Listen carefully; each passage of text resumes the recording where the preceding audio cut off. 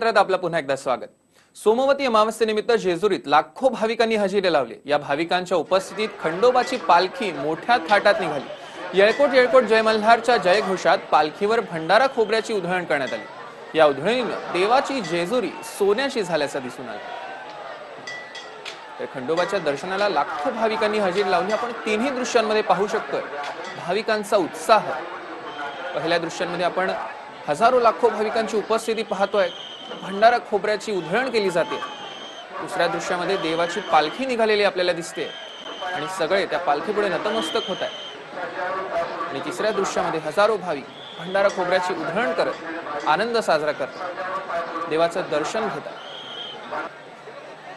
आणि मुक्तहस्तपणे केलेल्या भंडाऱ्याच्या उधळणीमुळे ही जेजुरी अगदी सोन्याची जेजुरी वाटायला लागली।